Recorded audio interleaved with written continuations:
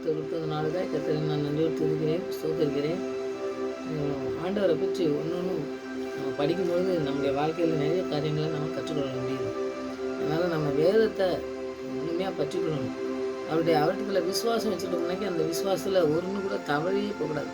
யார் என்ன சொன்னால் நம்ம சூழ்நிலை மாறும்பொழுதும் சூழ்நிலையை மாற்றக்கூடியவர்னு விசுவாசித்து தான் ஆண்டவர்கிட்ட இந்த விசுவாசத்தில் தைரியமாக நிற்கணும். அப்படி நிற்கிறதுக்கு நம்ம ஆண்டவருடைய வசனம் தான் நமக்கு போதுமானதாக இருக்குது. அதனால் இன்றைக்கி நம்ம சப்ஜெக்ட் உண்மை உள்ளவர்.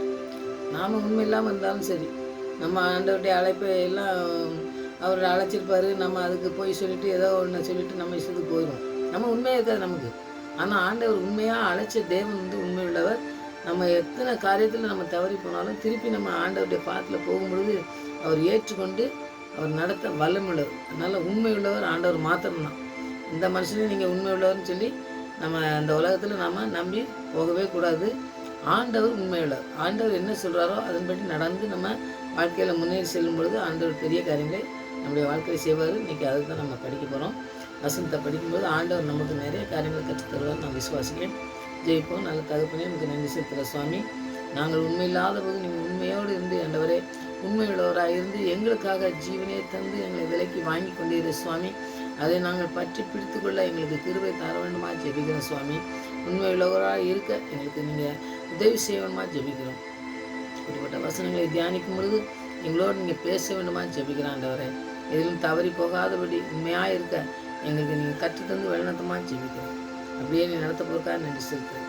ஒவ்வொருடைய வாழ்க்கையிலும் உண்மையாக இருக்க ஆண்டவரே நீங்கள் ஒவ்வொரு நாளும் எங்களை பழக்கி வைக்க வேண்டுமா ஜெபிக்கிறோம். கரம் பிடித்து நடத்த வேண்டுமா ஜெபிக்கிறோம். அர்ப்பணிக்கிறோம் சுவாமி. அற்புதமாய் நடத்தும் வசனத்தை படிக்கும் பொழுதும் தியானிக்கும் பொழுதும் கூட இருந்து ஆவியானவர் எங்களுக்கு கற்றுத்தந்து வழிநடத்தமாக ஜெபிக்கிறேன். துதிக்கிறேன், ஸ்தோத்திரம். துதிக்கிற மாய்மையில் நமக்கு செலுத்த பேசுச்சு நான் தெரிஞ்சவங்க நல்ல பிதாவே. ஆமென். பாடல் பாடி வசனம்.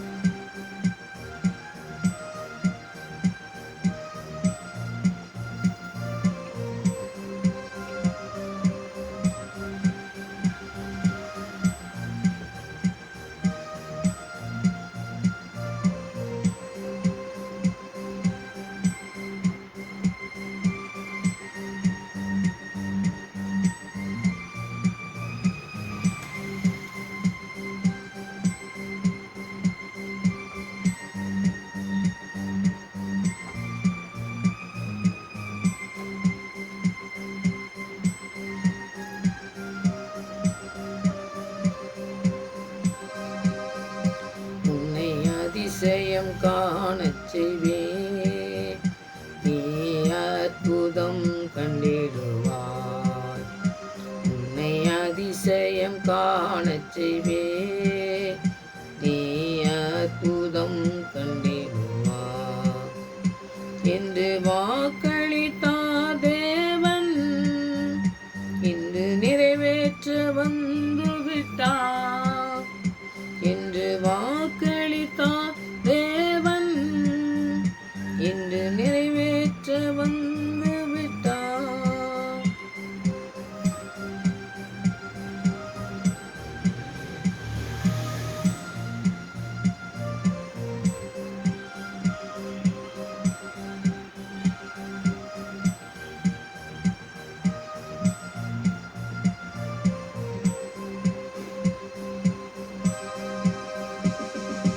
வழி திறக்கும் அதிசயம் நடந்திடுமே,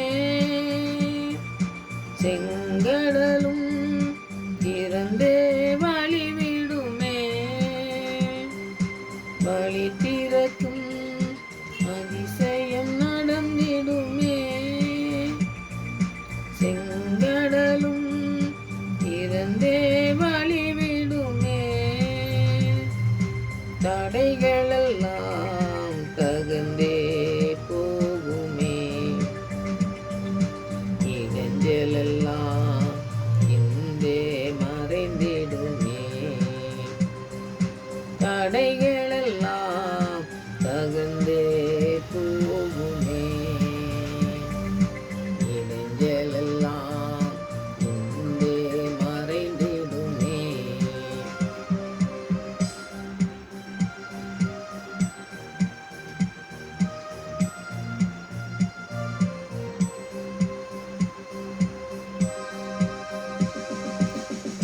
கூரைகளெல்லாம் நிறைவாக்கும் அதிசயமே,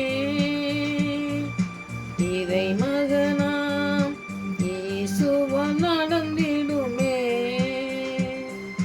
கூரைகளெல்லாம் நிறைவாக்கும் அதிசயமே,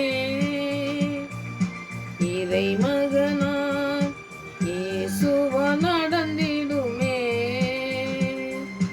வாதையெல்லாம் மறைந்தே போகுமே,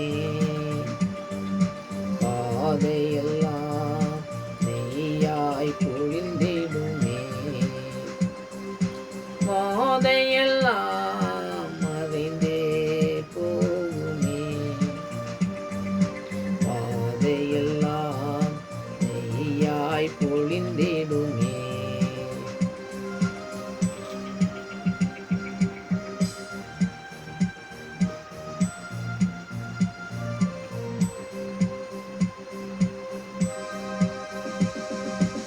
வழி நடத்தும் அதிசயம் நடந்திடுமே, காரிருளில் பேரொளி வீசிடுமே. வழி நடத்தும் அதிசயம் நடந்திடுமே, காரிருளில் பேரொளி வீசிடுமே.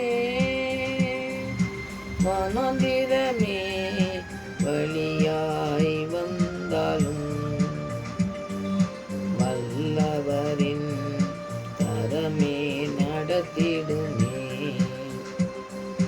வனாந்திரமே வழியாய் வந்தாலும் வல்லவரின் கரமே நடத்திடுமே. அதிசயம் காணச் செய்வே, நீ அற்புதம் கண்டிடுவாய். உன்னை அதிசயம் காணச் செய்வே, நீ அற்புதம் கண்டிடுவாய் என்று வாக்களித்தா தேவன் இன்று நிறைவேற்ற வந்து விட்டார். என்று வாக்களித்தா தேவன் இன்று நிறைவேற்ற வந்து விட்டார்.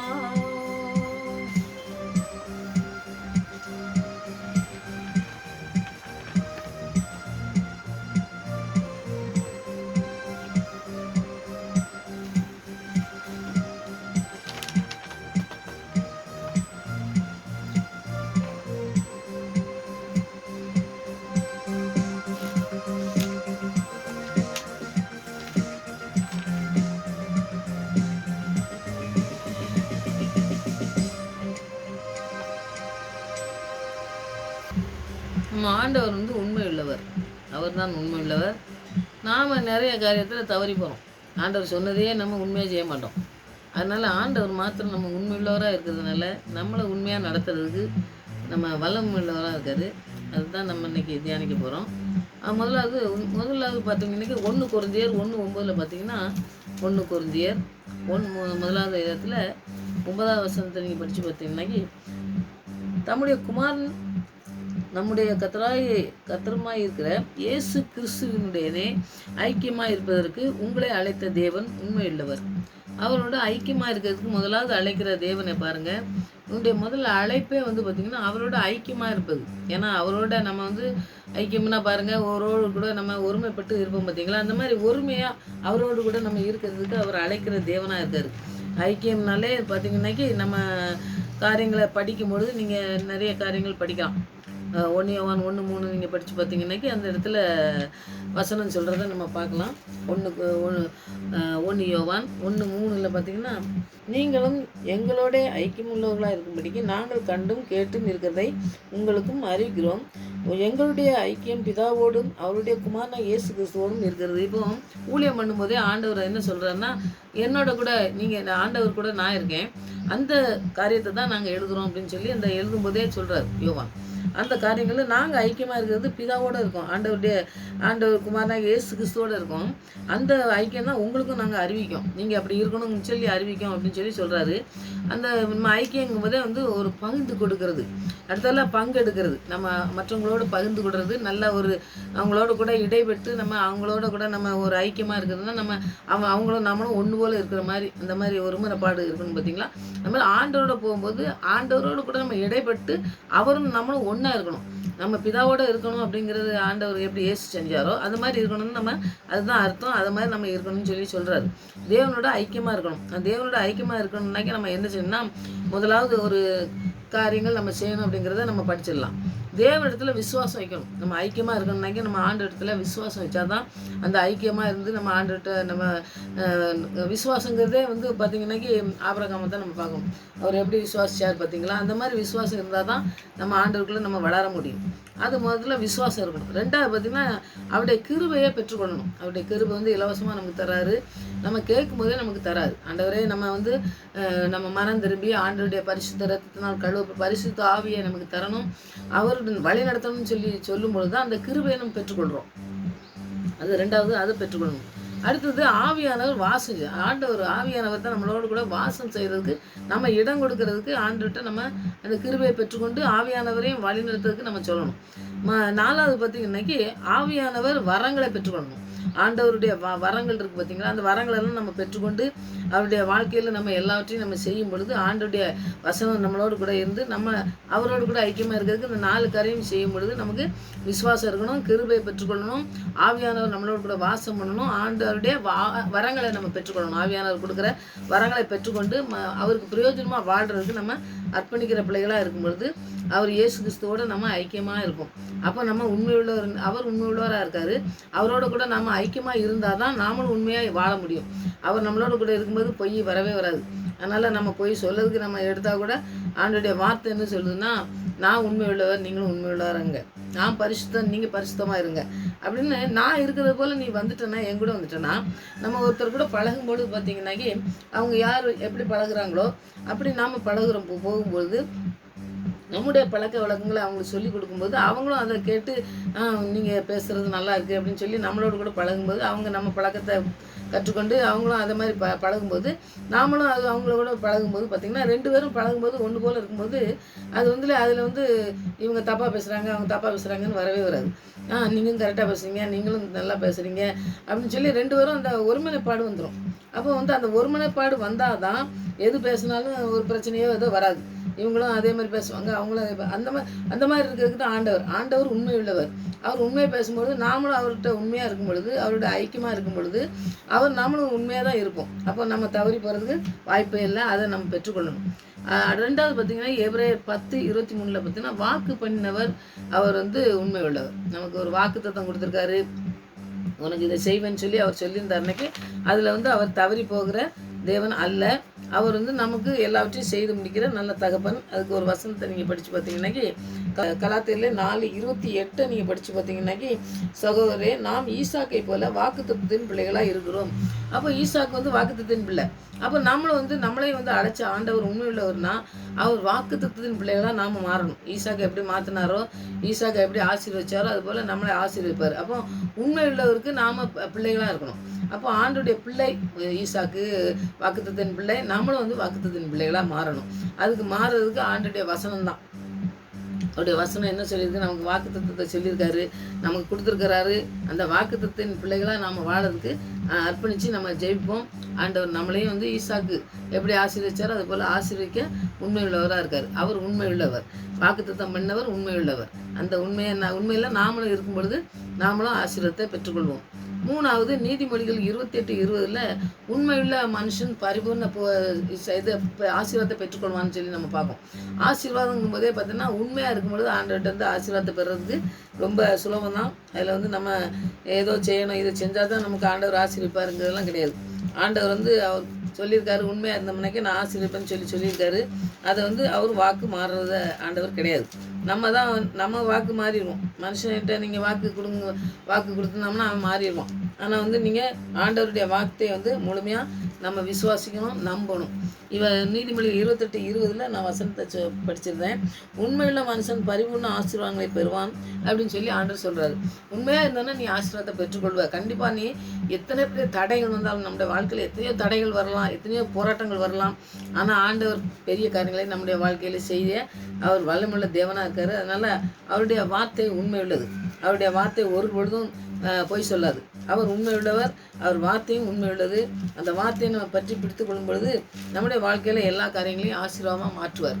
அதனால் நம்ம காரியங்கள்லாம் பார்த்திங்கன்னா உண்மையுள்ள மனுஷியாக நம்ம வாழணும்.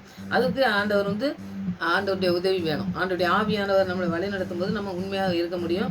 அந்த உண்மை உள்ளவருக்கு நாம் உண்மையாக இருக்கும் பொழுது நாம் எல்லா ஆசீர்வாதத்தையும் சுதந்திரத்து கொள்ள முடியும் அப்படிங்கிறத நீதிமொழிகளில் சாலமோன் எழுதியிருக்கிறத நம்ம பார்க்கலாம். அதிலே பார்த்தீங்கன்னாக்கி நீங்கள் 3வது அந்த வெளிப்படுத்தல் 2:10 நீங்கள் படிச்சிங்கன்னா வெளிப்படுத்தல்லையும் சபைக்கு ஆண்டவர் சொல்கிற காரியங்களை இதோடு நீங்கள் சேர்த்து படித்து பார்த்தீங்கன்னாக்கி தெரியும். 2:10 நீங்கள் படித்து பார்த்தீங்கன்னா நீ நீ படப்போகிற பாடுகளை குறித்து எவ்வளவு பயப்படாதே. இதோ நீங்கள் சோதிக்கப்படும் பொருட்டாக பிசாசானவன் உங்களில் சிலரை காவலில் போடுவான். 10 நாள் உபத்திரப்படுவீர்கள். ஆனால் நீ மரண பரியந்தம் உண்மையாயிரு, அப்பொழுது ஜீவ கிரீடத்தை உனக்கு தருவேன்னு சொல்கிறாரு. இப்போ நிறைய பாடுகள் வருது, நிறைய பிரச்சனைகள் வருது, நிறைய நமக்கு எதிராக இருக்கிறவன் பிசாசு தான். அவன் கொண்டு வர சோதனைகள், நிறைய வேதனைகள் வரும் பொழுது ஆண்டவர் அந்த சபைக்கு சொல்லும் பொழுது பார்த்தீங்கன்னா எப்படி சொல்கிறாருன்னு பாருங்கள்.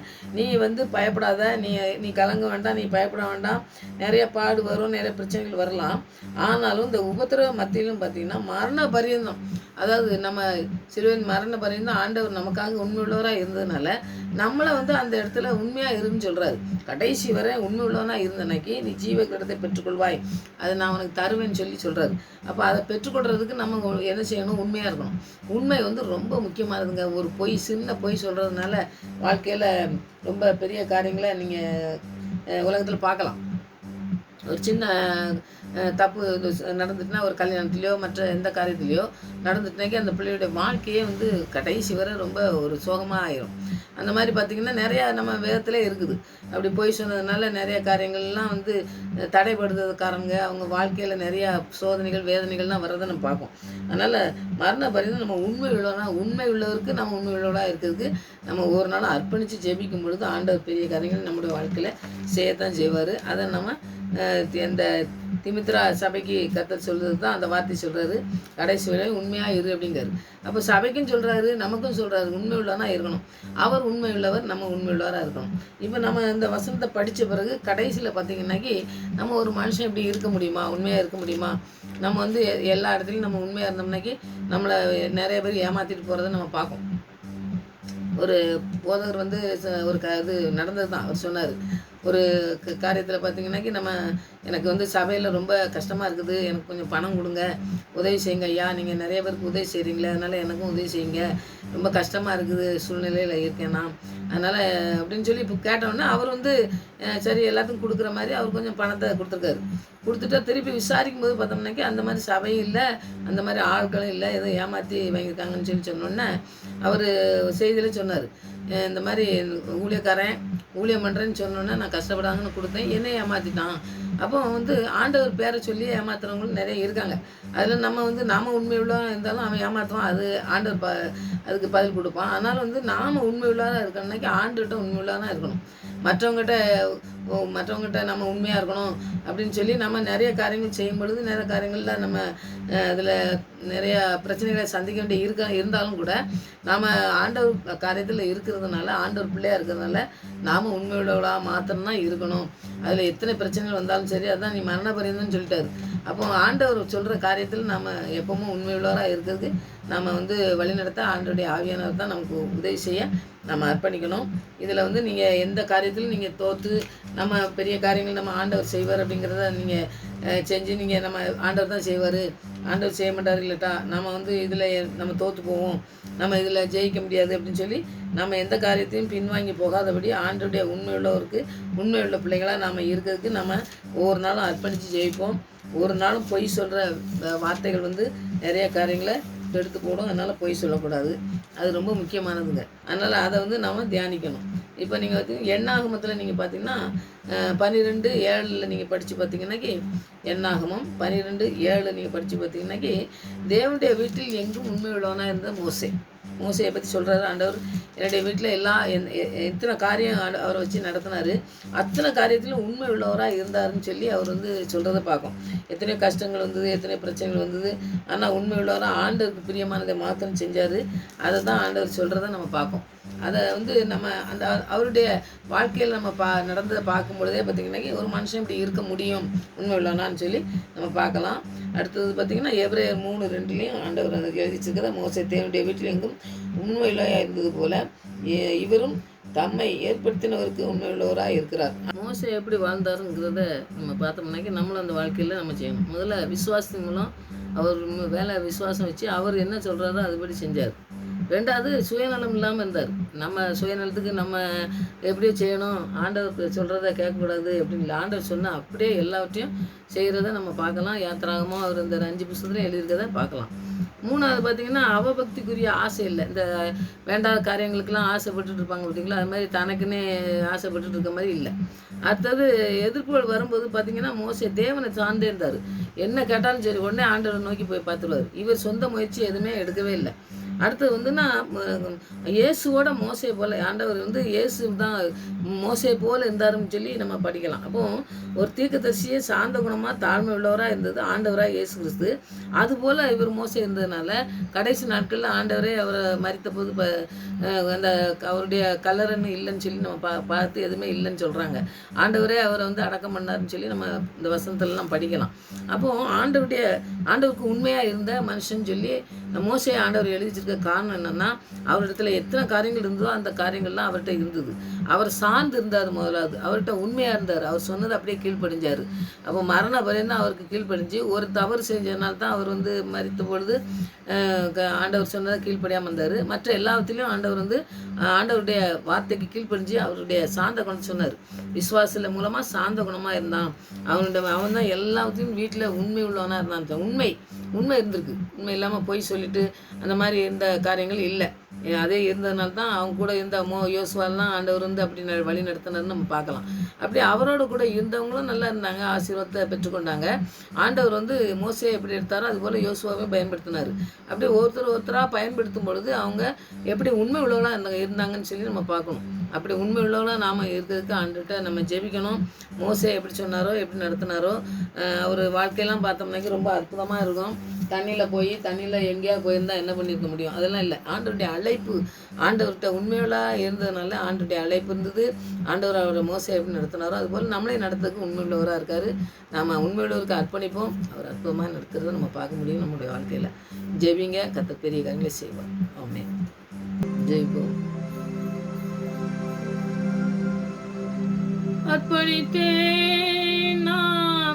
அர்ப்பணித்தேன் என் ஆவி ஆன்மா சரீரம் அர்ப்பணித்தேன் என் ஆவி ஆன்மா சரீரம் அர்ப்பணித்தேன்